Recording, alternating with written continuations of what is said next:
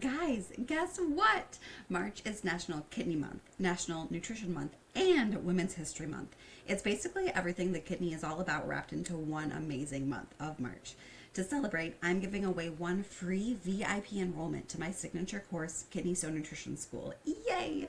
To enter, you just need to subscribe to the Eat Away Kidney Stones podcast, leave a review wherever you listen to podcasts, take a screenshot of your review, and email it to hello@thekidneydietitian.org. I'll announce the winner in early April. Good luck! And of course, thank you so much for your support of my small business. Your trust in me and my content truly means the world. Thank you for being here. Welcome to the Eat Away Kidney Stones podcast. I'm your host, registered dietitian and kidney stone expert, Melanie. After learning a ton about kidney stones and helping people prevent stones at the University of Chicago, I was fed up with all the terrible advice people were finding online. So I decided to do something about it. The Kidney Dietitian was born. This podcast is for people who want to learn what actually works to prevent kidney stones and still enjoy life, eating, and their favorite foods. Let's dive in.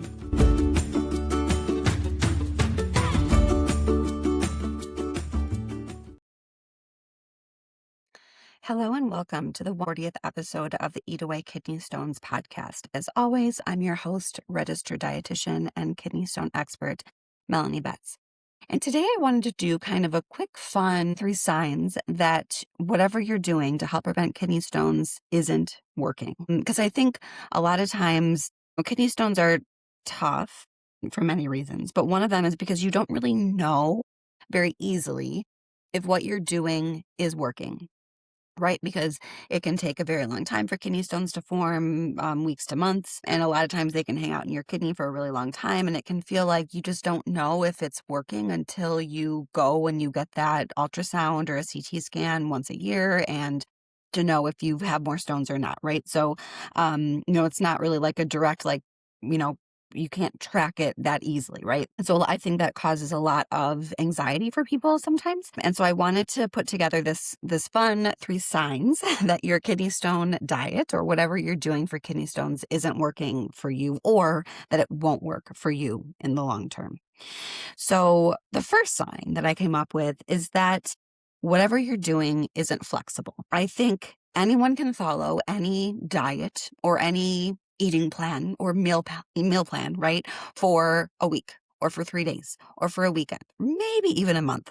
But kidney stone nutrition, like most nutrition plans or most nutrition for most things, is a long-term game, right? It's not like you can go on some sort of diet for 6 months or a month or a week and then you're fine, right? Like, unfortunately, once you have one kidney stone, there's up to a 75% risk that you'll have another kidney stone in your life. And so I'm biased here, but I think that kidney stone prevention should be part of your life plan moving forward. And if whatever you're trying to do to prevent kidney stones makes it so that you feel terrified to go out to eat, makes it feel like you're not able to go to a friend's house and eat without bringing your own food and bringing your complete meal to eat.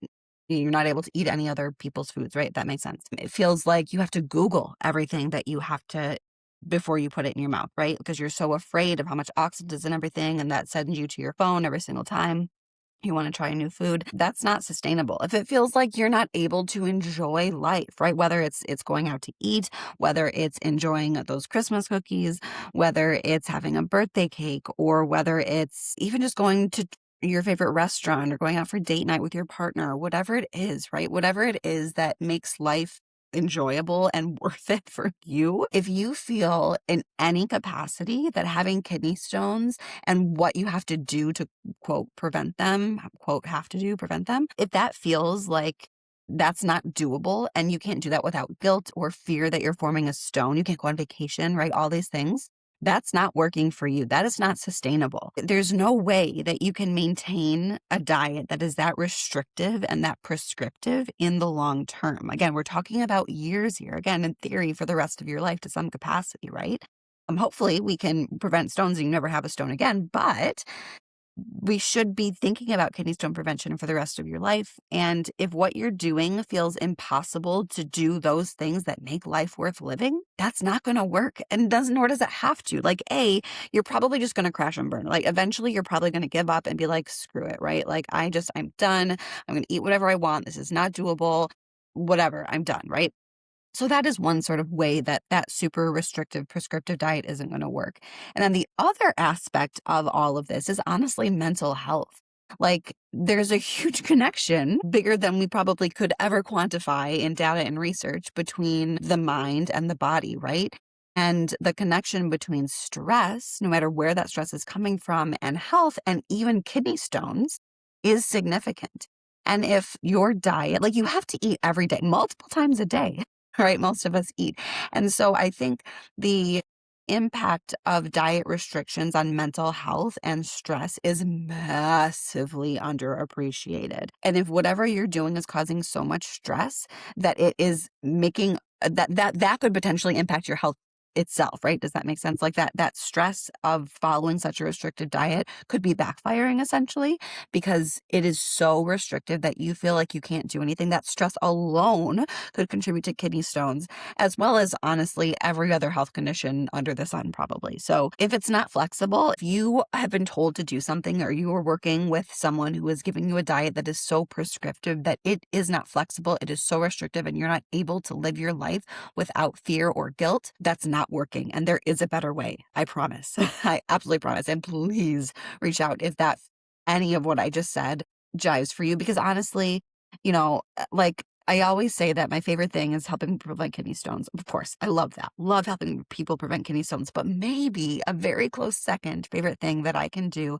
as a kidney stone dietitian is really help people get their life back from all of that fear and anxiety and being afraid to just live your life and celebrate and enjoy life, and the pleasure that food can and should bring to every single person, no matter who you are. So yes, that's sign number one. It's not flexible. Sign number two that your kidney stone diet or kidney stone prevention plan isn't working is that you aren't measuring success. And I kind of, at the beginning of this episode, I talked a little bit about why it's so hard to know if your kidney stone prevention plan is working, because you basically just have to wait for that next scan to see if you pass a stone. And that's no fun, right? Those are really long periods of time where you're sort of living in this unknown. And that can be scary. And so I think it is really crucial that we are measuring that success with 24-hour urine tests. That is the way to know if you are on the right track. Because if you can make those numbers look better, is a huge probability that you are reducing your risk of stones, that you won't form another stone, right? That you're overall reducing that risk of ending up in the ER or needing another surgery or having another stone form on your next image. If you've been around me for more than 3 minutes, I'm sure you've heard me talk about a 24-hour urine test. But one of the benefits, in addition to the obvious benefit of the urine test telling us why you're forming kidney stones, so that's obviously crucial, and that's a big deal. But another huge benefit of that 24-hour urine test is it can make sure that you were on the right path and measure that success or not success, right? And we can sort of pivot and know what we need to focus on. And I find that for many people, having those intermittent 24-hour urine tests in between the imaging can really be helpful to be encouraging, right? To help you know that, hey, I'm on the right track, and help you feel motivated to continue on with whatever you're doing, and help sort of lower that anxiety of forming another stone, knowing that those numbers look better and knowing that that directly correlates to that lower risk of stones. So I think if you aren't measuring success, that is a pretty good sign that this diet isn't going to work for you, or that it's not working for you, because you're not going to have that intermittent motivation and you're not sure if you're on the right track. Because there's so many different things that we can do to prevent stones, right? This is not a one size fits all. It's not one size fits all for each type of stone. Just because you have uric acid stones, I don't know what I can do to prevent them. Just because you have calcium oxalate stones, I don't know what I can prevent them for you, because people are forming those different types of stones for totally different reasons. I think most often this is why people are focusing on the wrong things, right? Most often people are told by their ER doc or by their urologist, or according to Dr. Google, you say, hey, I have oxalate stones, what should I do? And they say, follow a low oxalate diet. Okay, fine. But if you haven't measured your success or haven't looked at your 24-hour urine test to discover that your urine oxalate isn't high, which is the case for the vast majority of people with calcium oxalate kidney stones, what are you doing, right? You actually could be making things worse, because you're taking out a lot of really healthy foods that have really good stone inhibitors in them, but you're not measuring your success. So that kidney stone diet is not going to work for you, because urine oxalate or oxalate is not your issue, despite the fact that you have those calcium oxalate kidney stones. I think another great example is so often people are told, okay, well, you've got kidney stones, cool. Like just go add some lemon to your water. The assumption there that you need more citrate, right? So citrate is a big deal, not to belittle citrate. But lemons are talked about all the time in kidney stone world because they're a really potent source of citrate. And citrate is really great for calcium of any type, calcium oxalate or calcium phosphate stone prevention, because citrate can bind with calcium in your urine. And then that calcium isn't available to bind to oxalate or phosphate or other stuff to make kidney stones. And that's great. Citrate is a very potent inhibitor of calcium-based kidney stones. I've certainly worked with many people who are forming calcium kidney stones seemingly only because their urine citrate is low, so it's a big deal. However, many people with kidney stones have totally normal levels of citrate in their urine. And so focusing on that lemon juice isn't really going to do much. We're not measuring that success. We're not measuring what you're doing against what's actually going on in your body. And so maybe it is good, maybe it's not. There's also the issue of dose, right? Like honestly, squeezing a wedge or two of lemon into your water isn't going to do a ton to prevent stones for most people. That is not nearly enough citrate to actually increase the citrate levels in your urine, which is what we want to be happening, right? To actually prevent stones. And so we need to make sure that you're taking in enough of that citrate to make a difference. Also, side note on citrate, there's actually much better ways with diet to increase levels of citrate in your urine than lemon juice. It's actually not my favorite thing. The data is much stronger that lowering something called your dietary acid load is going to be more effective at increasing urine citrate levels, but that's also another topic for another podcast episode. I'm actually planning on making a reel about that soon. So be looking out for that on my social media channels. But anyway, point being, if we aren't measuring that success against what's actually going on in your body against that 24-hour urine test, I would say chances are low that you're going to have that sort of boost of motivation that you get with that 24-hour urine test, / we don't even know if you're focusing on the right things. So I think that's a pretty good sign that your kidney stone diet won't work for you. And then the third sign sounds so silly, but I think it's the most obvious sign that your kidney stone diet isn't working. And that is that you're still making kidney stones. Duh, right? But, I think it needs to be said because so many people are making hundreds potentially of kidney stones for decades. And they are following the same diet, most often a low oxalate diet, right? Maybe trying to pay attention to salt, maybe trying to drink a little bit more water. But whatever they're doing is not working because they're still making kidney stones. If you get nothing else from my content, I want you to hear that kidney stones are preventable. Can I guarantee that you're never going to make a kidney stone again? Of course not. I'm not a quack. If anyone says that that's the case, like run far away. That's not how medicine works. But in most cases, we can stop kidney stones. And in all cases, we can at least reduce the recurrence.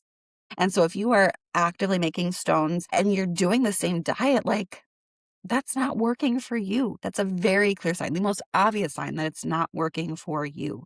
What's that quote? What the definition of insanity is doing the same thing over and over again and expecting results. What's that quote? I'm sure that there's a much more eloquent way to say that, but it's so true, right? And so true here. If you are doing the same thing and you're still getting stones, clearly that's not working. I think another caveat to that is a lot of times people will say, well, Melanie, I got my 24-hour urine test and everything's, quote, normal, but I'm still making stones. What do I do? And then my response is clearly that 24-hour urine test isn't normal for you. Your kidney stone diet isn't working because you're still making stones. The 24-hour urine test is crucial. It's my favorite thing in the world. I've already talked about it in this episode alone like a gazillion times, but it's very subjective when you're interpreting it. The normal ranges are very subjective. You also have to look at those sort of as a whole. You have to look at the person, right? The urine calcium of 195 may be totally fine for one person, but totally not fine for another person, right? So if you're still making stones, it is critical to work with an expert in that 24-hour urine chemistry to identify what we can do to prevent stones for you. Unfortunately, as we've talked about, kidney stone prevention is not oftentimes a top of mind or a priority, or honestly, really in the training of many kidney stone doctors out there, many urologists out there.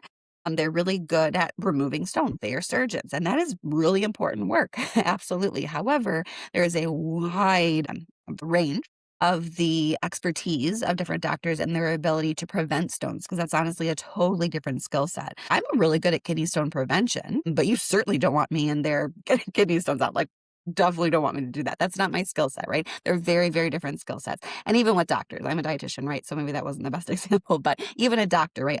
A nephrologist, if they are trained in stones, not all but if they are, they're going to be the ones that are going to be the best at stone prevention. Although that being said, there's definitely many urologists out there that are good at prevention as well. And so you just kind of have to honestly get a feel for what your doctor is comfortable doing. And honestly, just ask them, right? Hopefully they're honest. And but I would say if you are one of the many people who I interact with who you have to beg your doctor for that 24-hour urine test and they're not actively ordering for these, I would say that's a pretty big red flag that they are not very well versed in prevention. And it would be wise to either add a kidney stone nephrologist to your care team and or honestly find a urologist who is more interested in helping you prevent stones and stay out of their OR. And those are my 3 signs. So hopefully that helped you today, and hopefully gave you a little bit of hope that there are ways that you can prevent stones. And hopefully none of those signs were true for you. But if any of those signs were true for you, as always, I would love to help you prevent stones. Please make sure you follow along here on my podcast and my social media accounts. I post nearly daily fun, very useful kidney stone prevention tips and education. I also have a pretty robust blog as well as a newsletter. And of course, if you want to work with me, I would love to have you in Kidney Stone Nutrition School. That really is the best way to understand everything that you need to do to prevent stones for you. And I also have a team of kidney stone dietitians who are ready and able to work with patients one-to-one virtually in the United States. We work with patients all over the United States, but unfortunately, at least right now, due to licensing restrictions, are not able to work with patients outside the US, but I do work with people all over the world in my course, Kidney Stone Nutrition School. If you are interested in Kidney Stone Nutrition School, enrollment is open now. You can head to kidneystoneclass.com to sign up for a free webinar to learn a little bit more about that course and a little bit more about my method to prevent stones that really is based on that 24-hour urine test. If you do not have a urine test, do not worry. I have a wonderful tips to ask your doctor for that test. So I will link to that in the show notes. So definitely check that out if you don't have a urine test. And worst case scenario in the course or working with our dietitians, we can work you through how to prevent stones without that urine test. I'm just essentially will kind of work through the most common urine risk factors. But at the end of the day, it is, of course, better to get that urine test so we can know exactly, really get sort of laser focused on what we can do to prevent stones for you. But worst case scenario, we can still set you on the right track a whole lot better than Dr. Google will. Of course, getting that urine test is best. And again, I will link in the show notes to my tips to ask your urologist for that urine test. Yes. So with that, I will close this episode of the Eat Away Kidney Stones podcast. I hope you have a wonderful week and I will see you next Wednesday. Thank you for listening to today's episode. For more help with kidney stones, check out my website, www.thekidneydietitian.org. For more personalized help from me, check out my online course, Kidney Stone Nutrition School. VIP enrollment includes help directly from me. I can't wait to see you there and help you prevent kidney stones. Have a great day.